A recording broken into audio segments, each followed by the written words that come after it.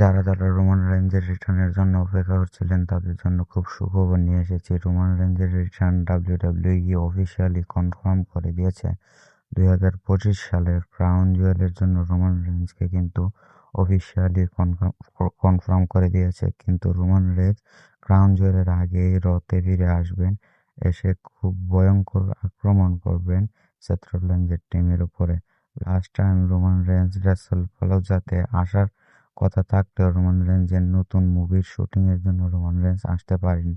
Roman রেঞ্জকে শেষবার আমরা Bronson রিডের সাথে ম্যাচ লড়তে দেখেছিলাম, যেখানে রোমান রেঞ্জ জয় পেলেও ব্রনসন রিড এবং ব্রন বেকার খুব ভয়ঙ্কর আক্রমণ করেছিল। যখন রোমান রেঞ্জ দর্শকের সামনে দাঁড়িয়েছিল, তখন রোমান রেঞ্জকে স্টিল কেজ দিয়ে অনেক ভয়ঙ্করভাবে আক্রমণ করা হয়েছিল।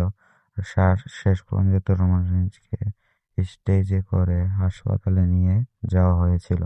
তারপরেই রোমান রেঞ্জকে আমরা আর দেখতে পাইনি। কিন্তু এবার রোমান রেঞ্জের রিটার্ন অফিসিয়ালি কনফার্ম করে দিয়েছেন ডাব্লিউডাব্লিউই।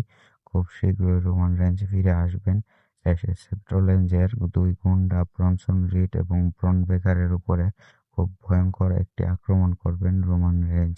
আর রোমান রেঞ্জ আসার পরে আমরা মনে হয় নতুন একটি কিছু দেখতে পারবো। রোমান রেঞ্জ আসার পরে হয়তোবা Brock Lesnar, Roman Reigns, Seth Rollins বা দ্য রক, এই চারজনের ভিতরে মনে হয় একটা ফিউড দেখতে পারবো খুব শীঘ্রই, আশা করছি।